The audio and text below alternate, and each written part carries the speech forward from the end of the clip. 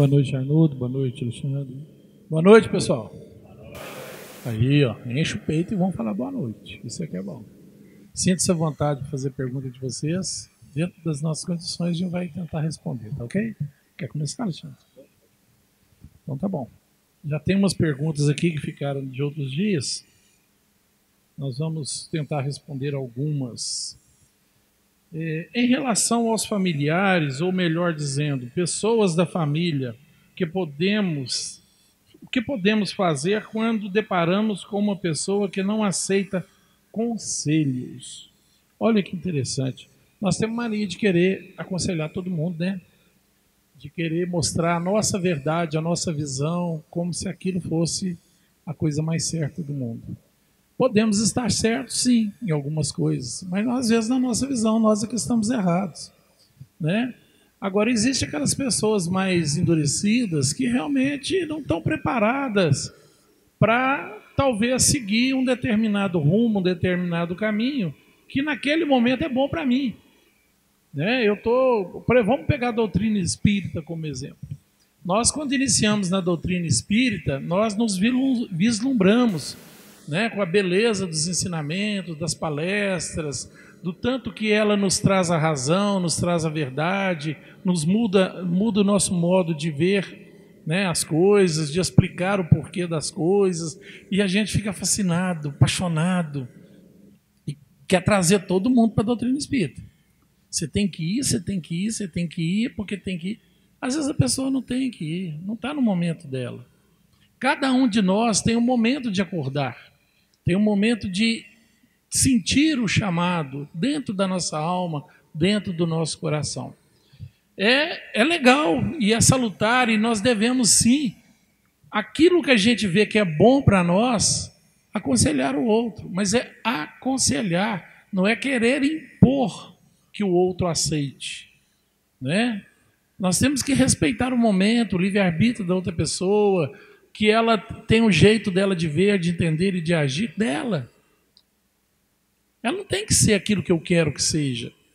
Quantas coisas em mim pode também incomodar a outra pessoa, mesmo que eu já esteja numa doutrina espírita, ou dentro de uma igreja católica, uma evangélica, ou esteja fazendo a minha reforma íntima, né? Eu posso ter atitudes que incomodam o outro, né? Então, assim, o mesmo respeito que a gente quer que as pessoas tenham por nós, nós temos que ter pelo outro, né? Então, assim, eu posso chegar, Alexandre, ó, esse caminho aqui é melhor, eu fiz isso aqui, eu vi isso aqui, tem esse livro aqui, que eu vou deixar aqui, uma hora que você quiser, dá uma lida, chama Livro dos Espíritos, esse livro é legal. Pega ele, dá uma folheada, lê alguma coisa, às vezes se fizer algum sentido para você, pode te ajudar. Mas não é impor, você tem que fazer, você tem que ir, você tem que mudar, você não pode fazer isso, você não pode fazer aquilo. A gente não pode impor. A gente não pode impor. Porque toda imposição causa revolta. A gente fica chato e a pessoa acaba querendo não fazer mesmo, porque não vou não, você já me encheu tanta paciência que eu não vou mais. Não quero nem ouvir falar disso. Então, quando as pessoas da família não querem nos ouvir, por mais que ela esteja no caminho errado, o nosso papel é exatamente a palavra final: aconselhar, não impor, não querer obrigar que a pessoa faça aquilo que naquele momento eu acho que é o melhor, né? A nossa obrigação como cristãos é estarmos atentos para quando a pessoa realmente precisar de ajuda, a gente está ali para auxiliar, estender a mão, ajudar a levantar, dar o auxílio necessário naquele momento, né? Dar uma palavra amiga, uma palavra de consolo, sem cobrar e sem jogar na cara. Eu te avisei, não foi falta de aviso. Quantas vezes eu já te falei? Não devemos fazer isso. Nós devemos manter a nossa humildade, o nosso parecer, e entender que eu tenho que fazer o bem, independente do outro. Independente do outro aceitar o bem que eu queira fazer, independente dele reconhecer o bem que eu estou fazendo, eu tenho que fazer o bem. Porque aquilo é bom para mim, né? O outro é o outro.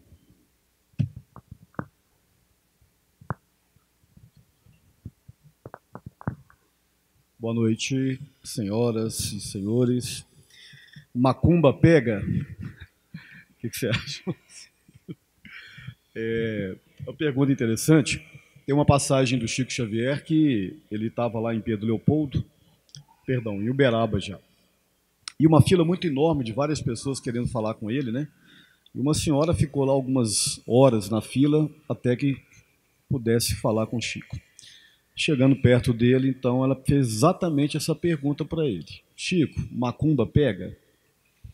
Então ele disse assim para ela: se você jogar uma pedra numa parede com um buraco, em direção ao buraco, o que, que vai acontecer? O buraco vai engolir a pedra. Exato. Mas se você jogar numa parede que não tiver buraco, o que, que vai acontecer? A pedra vai bater e vai recuar um pouco. Então é isso. Então, se nós temos buracos, nós temos lacunas, nós temos chagas e mazelas que estão abertas, no sentido de maledicências, perseguições, invejas, maldades, naturalmente nós estamos com um buraco aberto no nosso peito, no nosso coração. E aí, essas flechadas que podem vir através de uma macumba ou através de um mal olhado, de uma inveja alheia, pode sim nos atingir e pode sim agravar o nosso problema. Então, a partir do momento que eu estou bem estabelecido, bem fechado, né, eles costumam até dizer de corpo fechado, de alma fechada, naturalmente que isso não vai incomodar, né? O Allan Kardec também é feito uma reflexão dessa também, a respeito disso, né? Não usou-se a palavra macumba, mas era alguma coisa parecida, e a resposta dele também foi da mesma maneira. Então, é importante dizer o seguinte: esse mecanismo, né, de fazer o mal para a pessoa através de um ritual de macumba, que as pessoas trazem isso na cultura, né, isso a gente respeita, né, só não respeito o desejo de fazer o mal ao outro, né? Mas, enfim, alguém pode dizer isso: Alexandre, isso faz sentido? Você ir para uma encruzilhada, colocar uma galinha preta, colocar farofa, colocar pinga, colocar cigarro, isso é um ritual, mas isso tem um efeito prático? Tem. Por que que tem? Porque tem muitos espíritos que desencarnaram que estão demantados, espíritos que desencarnaram em profundo desequilíbrio, em vícios de toda natureza. Vícios do álcool, vícios do tabaco, vícios morais, né? E que precisam ainda desses miasmas que são liberados pelo cigarro, pela bebida, por uma galinha preta, por este mecanismo, né? Existe muita coisa na natureza, do ponto de vista energético, que a gente desconhece. André Luiz, certa feita, ele desceu do plano espiritual no livro Nosso Lar, né? Vocês devem se lembrar, e ele foi ali dentro da casa dele, descobriu que a mulher dele já estava casada com outra, ele ficou revoltado no primeiro momento, né? Saiu desesperado andando, depois ele voltou, refletiu e percebeu que o atual marido da sua ex-esposa era muito bom para ela e para a família. E ele estava acometido de uma pneumonia grave. E ele, então, refletindo sobre os pensamentos e os ensinamentos que ele recebeu no mundo espiritual, concernentes ao perdão, ele resolveu colocar em prática. E ele foi na natureza, instruído pelos mentores, ele manipulou elementos da natureza, árvores que estavam ali perto, e, através de passes magnéticos com essas energias, assessorados também por outros espíritos, ele aplicou dentro de uma jarra de água energias que nós ainda desconhecemos, para que aquele homem pudesse beber e viesse a se curar. Então, existem muitas coisas do campo energético que nós desconhecemos, por falta de conhecimentos mesmo, coisas que estão numa outra frequência da matéria. Dentre elas são essas questões desses miasmas espirituais. É muito comum espíritos que plasmam energias, sangue de cadáveres, cigarros, como eu já disse, bebidas. Então, se a criatura, imbuída pelo movimento de maldade, vá até em determinado lugar, convoca-se determinados espíritos para que se faça mal a uma outra pessoa, Primeiro, que ele está fazendo uma dívida com a lei divina. Essa cobrança virá de uma maneira ou outra. Normalmente vem dos próprios espíritos que ele fez o acordo. Agora, esses espíritos indo lá na casa da Mariana com desejo de fazer mal a ela, chegando lá, descobre que a Mariana é uma pessoa boa e que está tranquila, eles não conseguem fazer absolutamente nada com ela. Mas se a Mariana está suscetível, está aberta, aí sim isso vai trazer problemas para ela, inclusive na questão energética e na questão da saúde dela. Mas a dívida foi feita com esses espíritos. Então esses irmãos estão por aí, a gente chama isso de uma zona transitória. Existem várias dimensões espirituais, várias facetas espirituais. Uma dessas facetas é o mundo físico, onde espíritos desencarnam, mas não conseguem romper mentalmente este seu universo mental, físico, que ele vive. Então ele precisa plasmar a cachaça. Por isso que ele anda de bar em bar. Ele precisa plasmar, às vezes, o cheiro do cigarro, o cheiro da cocaína, o cheiro da maconha, porque ele desencarnou ainda viciado naquilo. Então esse rompimento, esse largar o vício, não morreu, largou o vício, não. O espírito continua ainda dependente do vício. É por isso que os espíritos socorristas têm dificuldades de levá-lo para dimensões de socorro, porque ele prefere ficar na zona transitória, uma questão de preferências. O livre-arbítrio é respeitado em todas as situações pela espiritualidade. O convite é feito, mas o espírito fala, não, eu gosto de plasmar macumba nas encruzilhadas. Então você fica lá. Mas o débito dele vai só aumentando, a dor e o sofrimento só vai aumentando. Por vias das dúvidas, faça-se o bem, que aí a macumba não pega. Não é isso, Márcio? Exatamente isso. Sintonia, né, Alexandre? Tem aquele ditado, né? O que vem de baixo não me atinge. Isso serve exatamente por exemplo que o Alexandre deu. Espíritos que se comprazem em aceitar esses rituais de macumba, tal, acordos, para tentar atingir outra pessoa, ele atinge a pessoa que está na mesma sintonia dele. Se ele é um espírito inferior, ele vai atingir pessoas que têm sintonia inferior. Se a pessoa está numa sintonia superior, não pega, não consegue. Então, a responsabilidade continua sendo nossa. A pessoa pergunta aqui, essa pergunta chegou agora. Sou médium, passo muito mal, principalmente quando tem muita gente. O que fazer? Sou espírita há 20 anos e não sei como fazer mais. Muito bem. Não sei quem respondeu. E com todo respeito a essa pessoa, eu vou usar de muita sinceridade. 20 anos de doutrina espírita ainda não aprendeu? Meu Deus. Com tanto estudo na casa, com tantas palestras, com tantas possibilidades de aprendizado, do domínio da mediunidade, né? de entender os mecanismos da mediunidade, depois de 20 anos ainda não conseguiu. Está faltando um pouco mais de empenho, né? Um pouco mais de estudo, um pouco mais de trabalho em si mesmo e dedicação a essa doutrina maravilhosa, porque tudo que você precisa já está à sua disposição há 20 anos. Né? O que precisa? Oração, muita oração e conhecimento de como funciona a mediunidade e evangelioterapia em si mesmo. Né? Precisa disso. Todas as casas espíritas de Divinópolis têm estudo da mediunidade, tem trabalhos de desenvolvimento da mediunidade. A gente chama de desenvolvimento, não é que a mediunidade vai desenvolver e vai ampliar, não. Desenvolver é conhecer, aprender como funciona, a conhecer os seus limites, a conhecer o tanto que essa mediunidade interfere na sua vida, para que você tenha domínio sobre ela. Então é isso que a pessoa precisa, é de estudar mais. Essa casa aqui tem trabalhos, o Centro Espírita Maria de Nazaré, Estudante do Evangelho, o Joana d'Arc, Gercan, né? Outras aí que me falhou o nome aqui agora. Tem aqui a Casa do Caminho, aqui pertinho, aqui, ó. Tem a Fraternidade Espírita, quer dizer, na Casa do Caminho é lá no São José. Fraternidade Espírita, tem tantas casas que podem te auxiliar.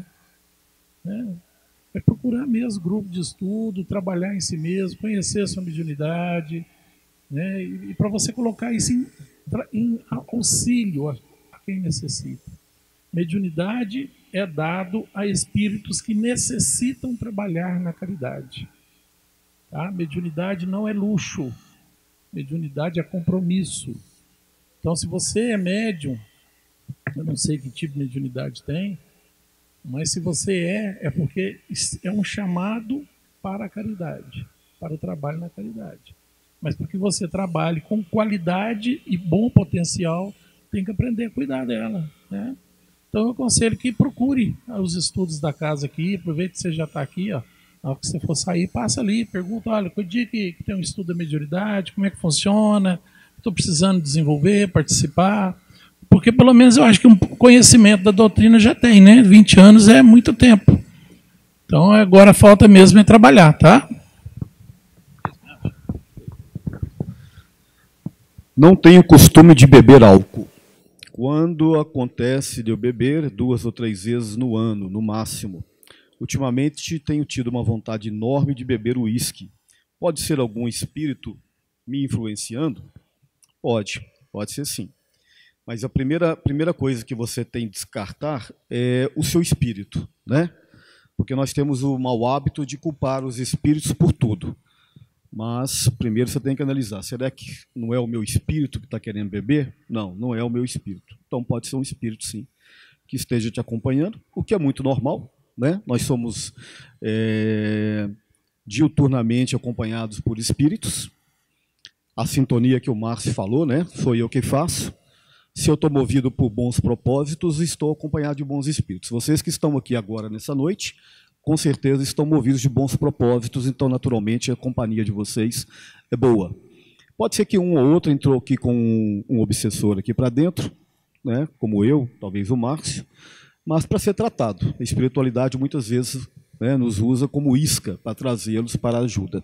Então, essa comunicação, essa interdependência entre o plano físico e o plano extrafísico, ela é natural. Ela está dentro das leis da natureza. Ela não é nada excepcional. Ela não é coisa do outro mundo. Não, é uma coisa corriqueira. Assim como esse casal, esses dois casais estão aqui, um do lado do outro, né, sempre um do lado do outro, porque gostam de si. Um gosta do outro, então tem uma sintonia. Então eu vou andar com aquele que eu gosto. E do mundo físico e mundo espiritual a mesma coisa. As companhias que eu tenho são aquelas que eu tenho afinidade e eles têm afinidade por mim.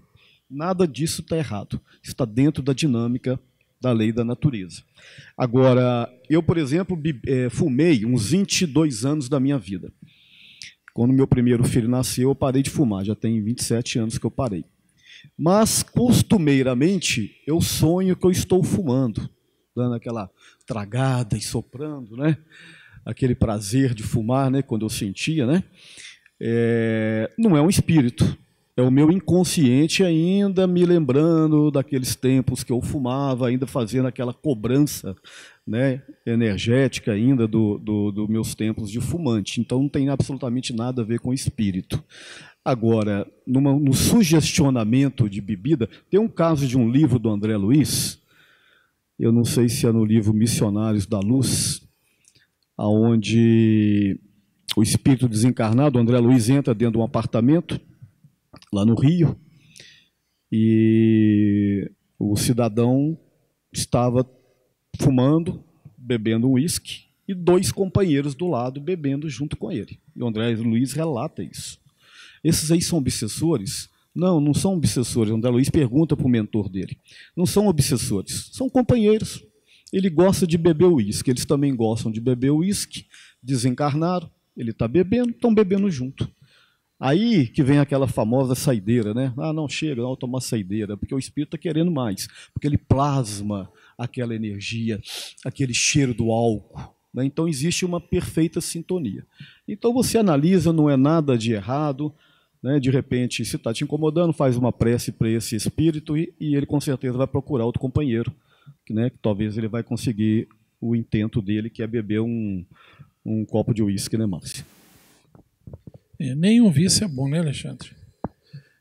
Só voltando um pouco à pergunta anterior, que a pessoa fala também que ela passa muito mal, né, por causa da mediunidade. E eu esqueci de dar uma luz sobre isso. Se passa mal, é porque realmente está em sintonias inferiores, né?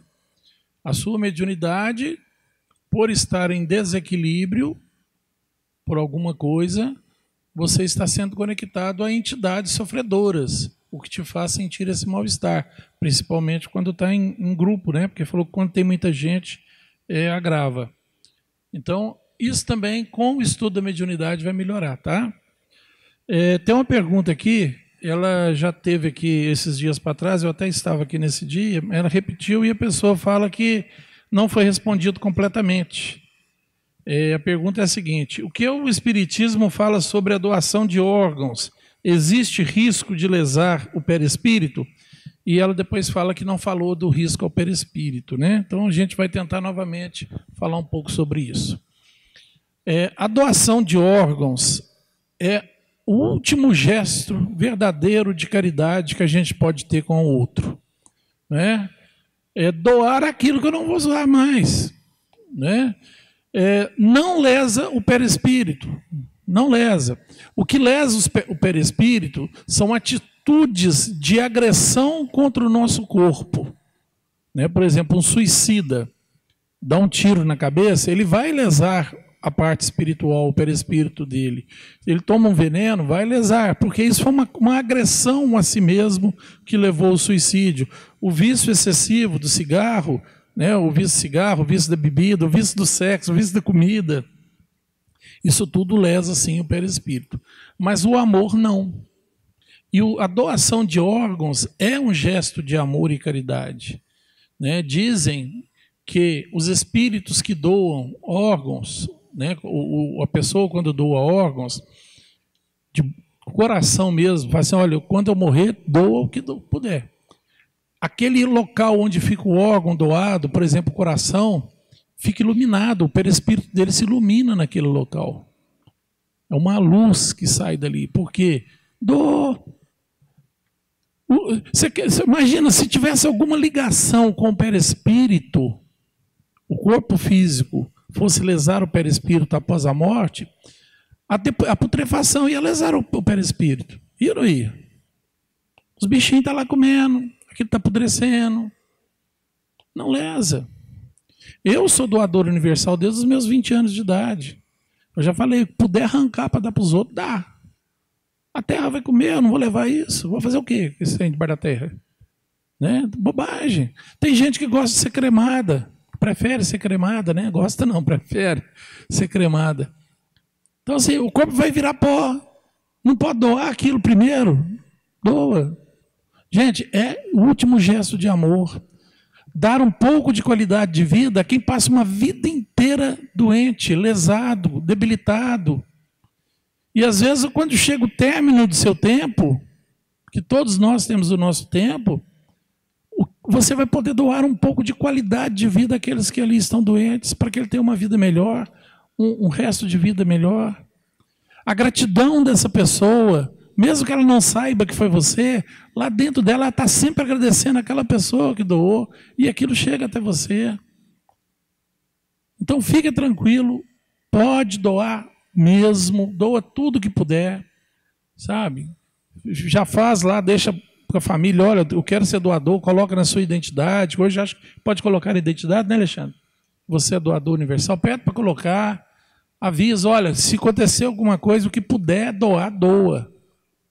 Se puder doar, doa. E se a gente olhar para o outro lado, dizem que ainda há uma grande porcentagem de pessoas que é enterrada viva no mundo. Você sabe disso? Acho que chega de 2%, 1%, que às vezes a pessoa ainda é enterrada viva. Se você doar, você não corre esse risco, não. Viu? Você escapa disso. Doa que é melhor.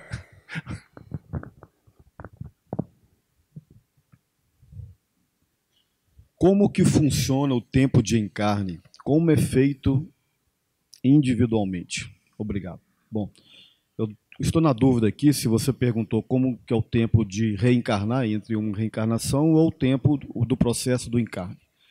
Por via das dúvidas, vou responder as duas questões. O tempo de uma encarnação ou outra, ela é muito particular em si mesma, ela é muito individual.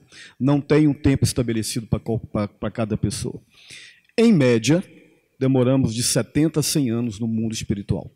Inclusive, isso é bíblico, né? Está escrito lá, voltareis até a terceira ou quarta reencarnação. Pagareis até a terceira ou quarta geração. A igreja interpretou isso que os netos ou bisnetos poderão pagar pelo erro dos seus antepassados. Nós interpretamos de uma maneira diferente. Não achamos, né, que Deus permita que um bisneto pague pelo erro do seu bisavô. Isso é, né, inconcebível.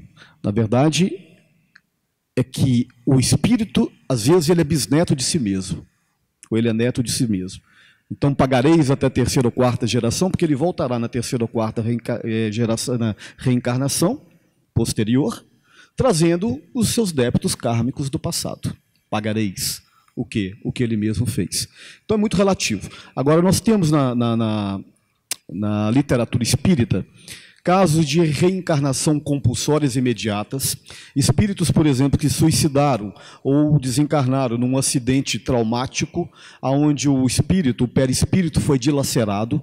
A espiritualidade planeja imediatamente uma reencarnação compulsória com o objetivo de dar um choque anímico no perispírito do espírito para que ele reconstrua-se perispiritualmente para depois voltar a uma reencarnação efetiva.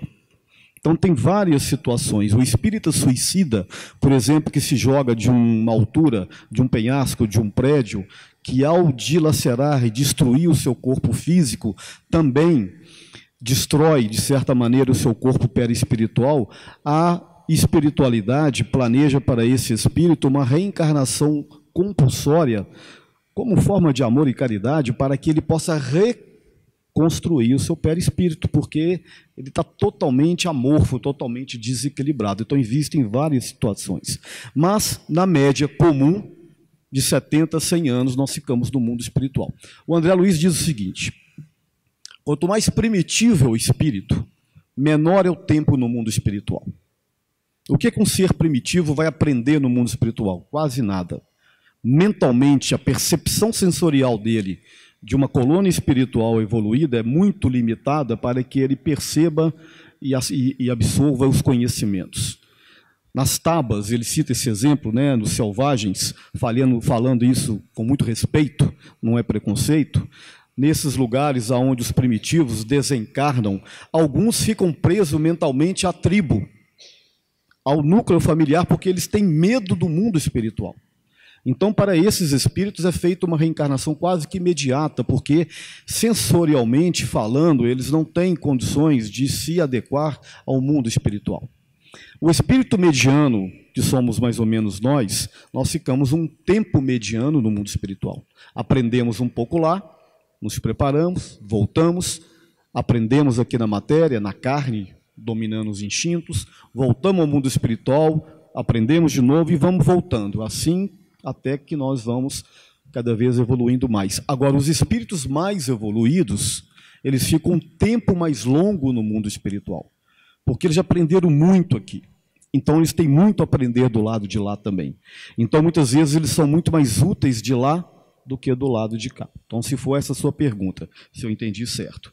Agora, se for a minha outra interpretação, quando você fala que como que é feito, né, se é o processo do encarne, ou da reencarnação, melhor dizendo, eu vou te convidar a ler depois com calma em casa. Se você não tiver o livro, você entra na internet, digita no Google Missionários da Luz, capítulo 13. Está em PDF, é público.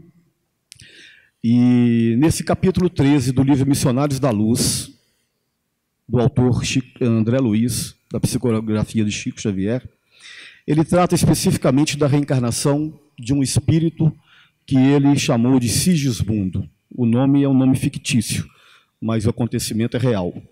André Luiz, que foi um repórter da espiritualidade, acompanha um processo de reencarnação do lado de lá, acompanha a vinda do espírito e a gestação. Então ele diz o seguinte: nós temos um perispírito, todos vocês conhecem, Nós já trabalhamos isso aqui em outras oportunidades, e semana passada, inclusive, para quem estava aí. O perispírito é aquele corpo que sobrevive ao fenômeno da morte. Aquilo que faz do espírito um ser abstrato, um ser concreto, disse Allan Kardec. Paulo de Tarso chamou de corpo espiritual. Se tendes o corpo animal para a manifestação da vossa carne, tendes o corpo espiritual para a manifestação do vosso espírito. Primeira Epístola aos Coríntios, capítulo 15, versículo 44. É a mesma coisa, corpo espiritual, perispírito. Pois bem, estando no mundo espiritual, como é que nós vivemos, nos locomovemos, nos apresentamos? Na morfologia perispiritual. O corpo físico é uma duplicata do corpo perispiritual. Então, nós nos apresentamos no mundo espiritual da morfologia do nosso perispírito. E lá vivemos, e lá aprendemos. O perispírito, ele se alimenta de elementos espirituais. E quando chega o momento da reencarnação, é feito para o espírito um chamado projeto reencarnatório.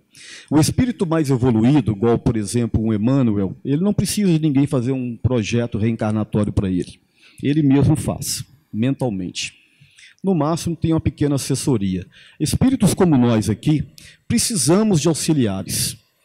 E esses auxiliares vêm nos acompanhando. E tem o dia certo da reencarnação, tem o momento certo da reencarnação, tem a parentela que vai nos receber. Normalmente são espíritos afins. Nós vamos trabalhar isso na palestra daqui a pouco. Do ponto de vista técnico, como que acontece a reencarnação? Esse perispírito, ele é feito de uma matéria sutil quintessenciada, como diz Allan Kardec. Átomos que estão em outra frequência vibratória. Quando chega o momento da reencarnação, esse perispírito passa por um processo que o André Luiz chamou de restringimento perispiritual. Ele perde um quê de elementos espirituais, assim ele diz. Esse quê, eu não sei o que é. Provavelmente são energias que desconhecemos. E ele passa, então, magneticamente, através de passistas do mundo espiritual, por um restringimento perispiritual. Ele se restringe quase que uma minúscula célula. E no momento da concepção, isso tem que acontecer lado a lado com o que está acontecendo aqui na Terra. O espírito já está ligado ao sensório da mãe, normalmente alguns meses antes. É por isso que muitas vezes as mães, quando estão grávidas, têm aqueles desejos, né? Vontade de comer uma manga verde com sal, né? Com vontade de comer um pequi. Eu nunca comi pequi na vida, muitas vezes é sugestionado por esses espíritos. Ah, estou sentindo uma gravidez muito dolorosa, muito, né? Às vezes é uma incompatibilidade energética. Porque muitas vezes nós recebemos como inimigos do passado, como filhos, inimigos do passado. Isso é muito comum. Inclusive, abortos naturais, espontâneos, são repulsas que a mãe faz desse espírito. Magneticamente não teve uma liga, não teve uma similitude. Mas aí uma outra questão. Então, estava dizendo para vocês que aí o corpo perispiritual se restringe e no momento da concepção, no momento em que o espermatozoide penetra o óvulo feminino, nasce a primeira célula, que é o zigoto. Ali é o marco zero da reencarnação. Neste momento, o espírito passa da dimensão extrafísica para a dimensão física. E há, então, um acoplamento entre o perispírito reduzido ao óvulo, ao zigoto, e começa o processo da multiplicação celular, que é feita no útero da mãe, mas com a coparticipação magnética do espírito que está reencarnando. Os pais oferecem a argamassa genética, o material genético. Cor de olhos, cor de pele, cor de cabelo, estatura, fisionomia, uma série de coisas. Mas é o espírito que mentalmente vai imprimindo, célula a célula, as suas concepções mentais. É por isso que muitas vezes nascem espíritos que trazem máculas ou trazem limitações, porque no seu perispírito estava registrados determinadas circunstâncias. Se tua mão é motivo de escândalo, arranque-a. Porque tudo que nós fazemos no âmbito da vida material, fica registrado os caracteres no nosso perispírito. Tanto as coisas boas quanto as coisas ruins. E não se fica livre delas. A reencarnação é o mata-borrão do espírito. É onde ele vai purgar, muitas vezes, as suas máculas do passado. Perfeito. Chegou uma pergunta aqui agora também, relacionada à última resposta, né? A pessoa fala assim, quanto à doação de órgãos, e quando é a família que decide a doação e não a pessoa que desencarnou? Isso foi muito boa a pergunta, ela tem que ser muito bem observada, esse fato, pelo seguinte, se a pessoa nunca manifestou desejo de doar, ou manifestou o desejo de não doar, não quero ser doador, não doe. Porque essa pessoa pode ser muito agarrada à matéria ainda. Pode ser uma pessoa muito materialista, pessoa egoísta. Então, se você doa, isso pode trazer uma certa revolta, e a pessoa não está ainda num plano suficientemente elevado para entender aquele gesto de amor, né, que a família está fazendo. Então, o que é importante? Já íamos conversando dentro das nossas casas, né? Olha, porque a gente tem medo de falar de morte dentro de casa, não tem? Todo mundo tem mania de falar de morte. Todo mundo quer falar só de festa, de vida, de passeio, de coisas boas, entre aspas. Né? Tudo que aquilo materialmente nos traz prazer, a gente acha que é bom. E nem sempre é. E muitas vezes não é. Né? É prazeroso, mas não é bom. Mas a gente tem medo de falar de morte. Por que a gente tem medo de falar de morte? Todo mundo vai morrer. Parece que quando a gente não fala, a gente está adiando. Dá a impressão que a gente está empurrando para frente a nossa ida. E não está. Não, esse assunto, não vamos falar nesse assunto. Não, isso eu não quero falar, não. Por que não, gente? Você vai morrer. Que delícia, todo mundo vai. E não foi só agora, não. Quantas mortes nós já passamos? Se nós estamos numa doutrina que nos mostra que nós somos espíritos temporariamente num corpo de carne, que o espírito é imortal, que nós já tivemos várias outras existências carnais e ainda teremos tantas outras. Né? Essa não é a nossa primeira, nem será a nossa última vez que nós estamos aqui. Que diferença que tem falar de morte? Morrer não é o fim. Morrer não é o fim. Morrer é recomeçar numa etapa onde nós deixamos para trás e nos preparar para uma nova matrícula nesse planeta escola chamado Terra, para que a gente possa novamente vir exercitar em nós as nossas virtudes, as nossas qualidades. É para isso que a gente reencarna. Mas nós temos medo de falar de morte. Não, isso azul não. Temos que falar sim. Olha, quando chegar a sua vez, o que você quer? Vou contar uma coisa para vocês. Eu perdi uma tia agora, dia 9 de novembro. Foi 9 de novembro. Ela morreu com 90 anos, solteira. Ela em vida já tinha doado tudo. Tudo. Ela tinha alguns imóveis, deixou tudo de usufruto para os sobrinhos que ela mais gostava. O dinheiro que ela tinha aplicado já tinha passado para uma outra sobrinha. Deixou tudo em vida. Tranquilo. E falou, olha, quando eu morrer, eu quero ser enterrada com os meus pais. Ela morava em Belo Horizonte, mas queria ser enterrada aqui com meus avós. Foi enterrada aqui com meus avós. Tratou da morte dela, deixou o dinheiro do caixão, tudo arrumadinho, tudo legalzinho, não tem problema, não teve inventário, não teve nada. Por quê? Ela tratou daquilo naturalmente. E é assim que nós devemos encarar a vida. Nós vamos morrer. Deixa pronto. Deixa pronto. Então, se você não quer ser doador, fale com a sua família. Eu não quero ser doador. Não doe. Tudo bem. É sua consciência e pronto. Agora, se a pessoa nunca manifestou desejo de não doar ou de doar, não falou, nunca tocou nesse assunto, porque é um tabu falar de morte. Nossa, eu não vou falar disso não. Se a família achar que deve doar, faz o seguinte, na hora que chegar a notícia do falecimento, a pessoa responsável por aquela criatura, que sempre tem um, né, o pai, ou mãe, ou marido, ou esposa, ou filho, a pessoa que for responsável por aquela pessoa, faz uma oração, ora e fala assim, olha, meu amigo, você nunca deixou, você nunca falou se podia ou não, mas existem pessoas necessitadas.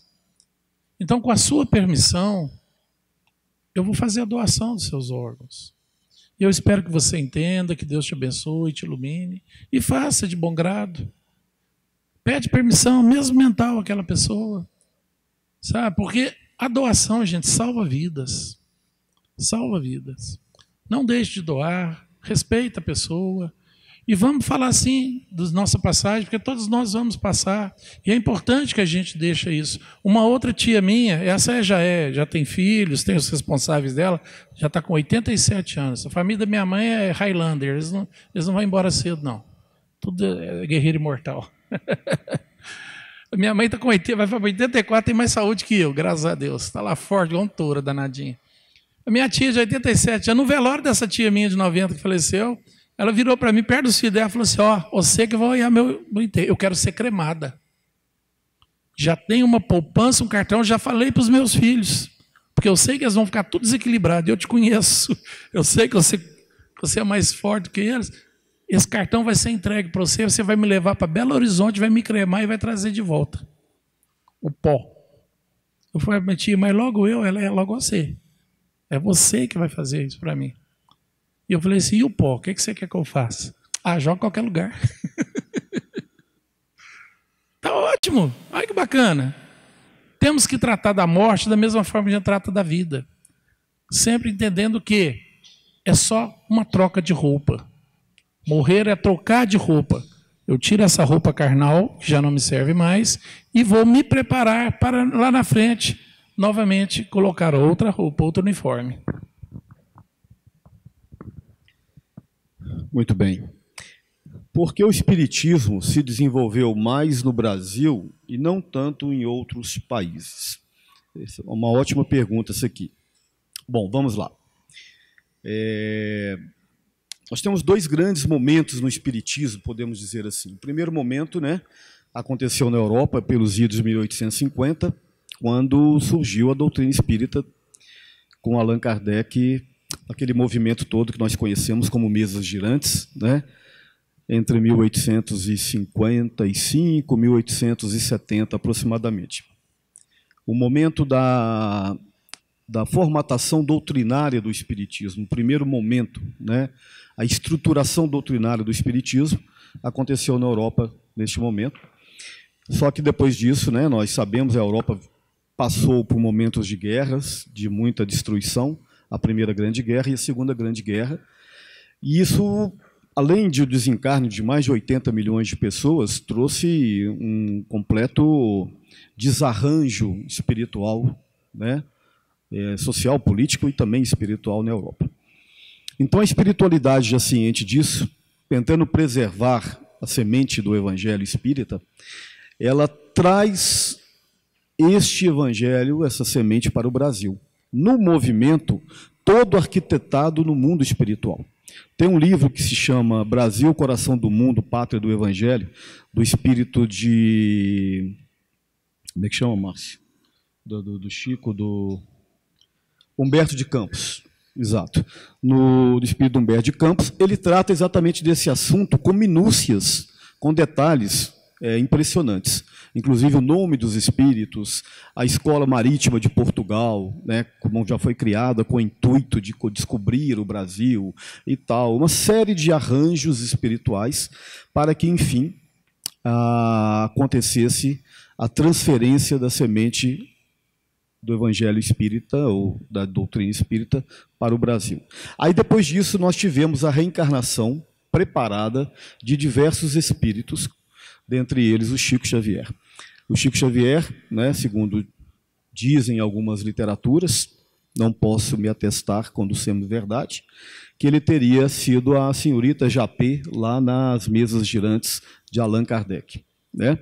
Além dele, Eurípides Barçanufo, Carbais Schutel, Bezerra de Menezes e tantos outros baluartes do espiritismo reencarnaram no Brasil para prepararem o terreno para receber a chegada do espiritismo. O primeiro centro espírita do Brasil foi fundado em Salvador em 1869 por Olímpio Teles de Menezes, primeiro centro espírita kardecista. Bahia, 1869. Foi praticamente no mesmo momento que acontecia na Europa, né? Já preparando o terreno para a vinda do espiritismo. Por que o Brasil foi escolhido? Apesar de todas as nossas mazelas e todas as nossas dificuldades como povo, o Brasil tem sim uma predisposição para conviver com religiões contrárias. Nós convivemos aqui pacificamente em ubandistas, espíritas, protestantes, católicos, várias vertentes protestantes, pentecostais, neopentecostais, tirando alguns núcleos fanáticos que sempre existem em qualquer lugar, a nossa convivência em matéria de religião ela é harmoniosa.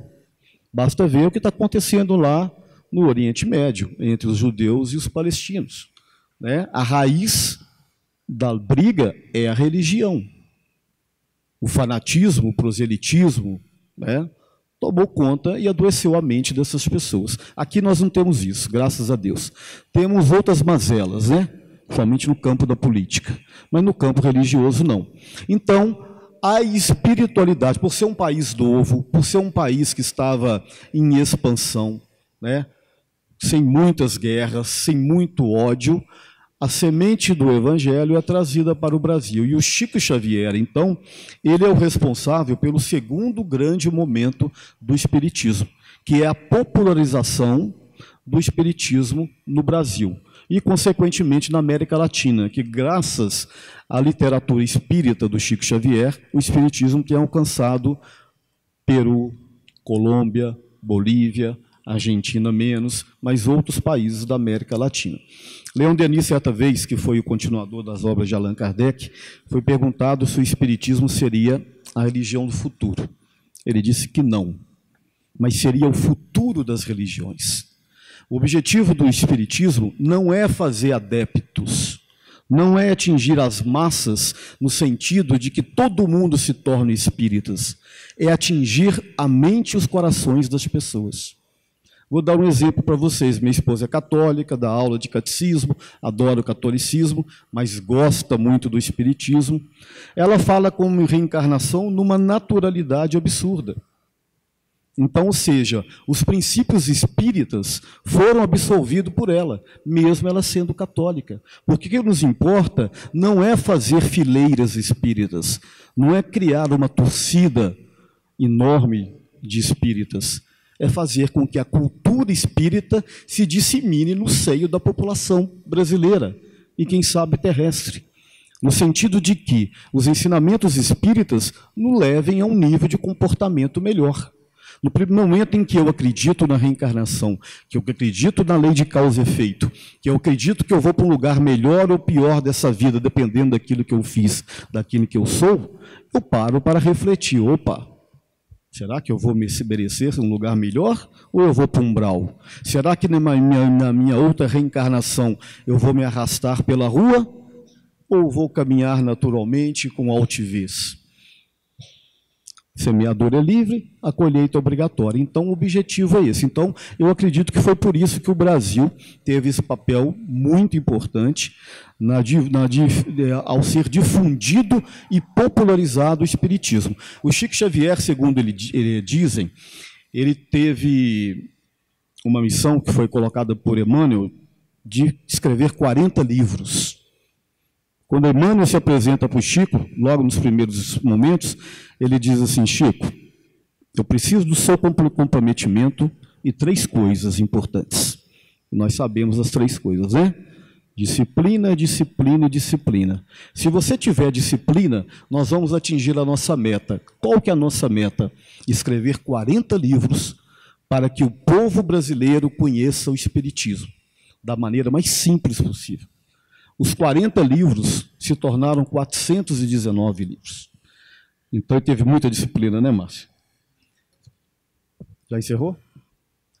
Bom, então nós vamos encerrar. Daqui a pouco a gente passa para a segunda etapa da noite, que é a palestra pública, né? Márcio, boa noite, obrigado. Boa noite, Alexandre. Boa noite, pessoal. Até a próxima, se Deus quiser.